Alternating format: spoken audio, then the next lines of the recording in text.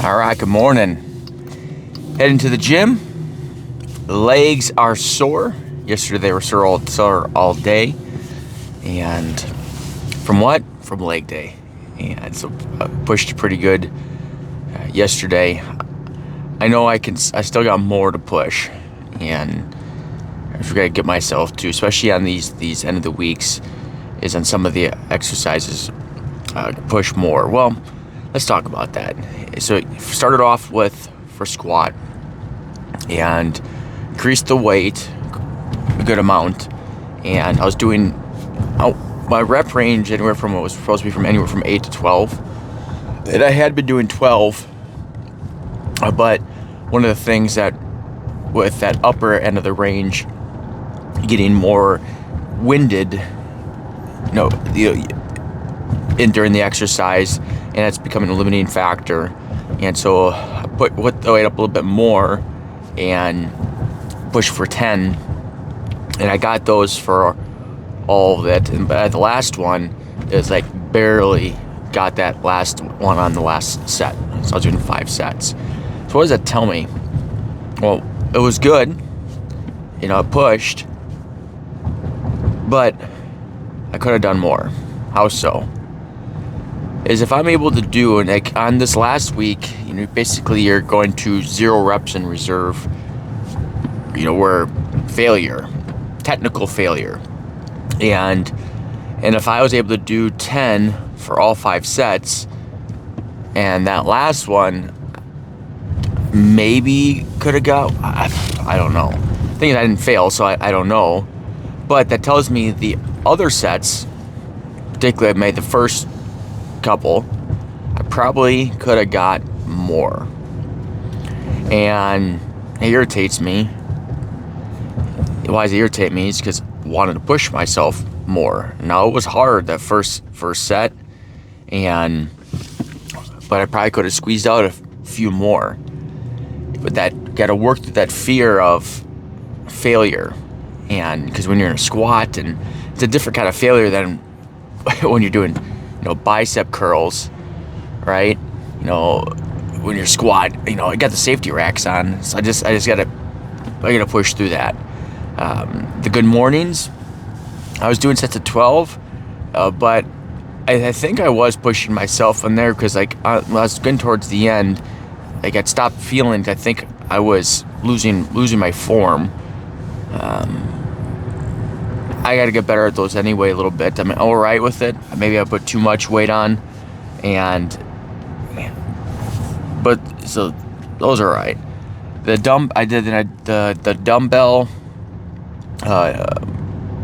rows, those ones went well, and then the single leg hyperextensions on the 45-degree angle. It's another one where I think that on the first few reps, or sets I should say, I could have got a few more reps out. Overall, good day. Progressing, improving. Today is another 0 reps in reserve and more upper body stuff. So I got chest, triceps. I got some more shoulder work, back, biceps. So hitting all the upper body parts today, and we need to push those 0 reps in reserve on each set. And it's gonna go to town. The bench, pretty easy. You can tell. I can't push that one up on another one. When it comes to something like the lat pull downs, is failure. Well, there's the technical failure where I can't get down as far. I might try to crank out a few extra partials, lengthen partials, for good measure.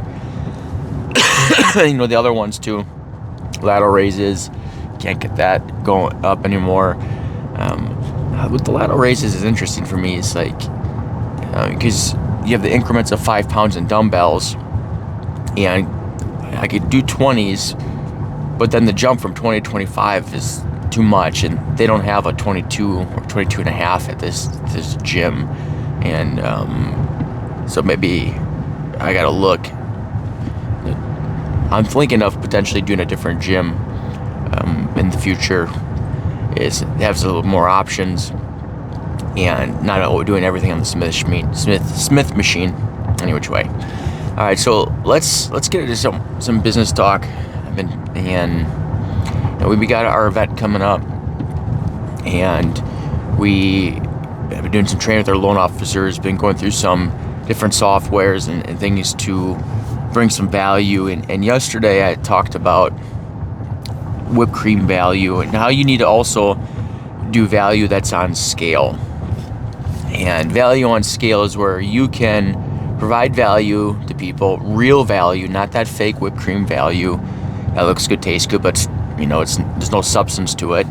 But real value that benefits them, and that they find that benefits them. Because not one thing of value benefits all people.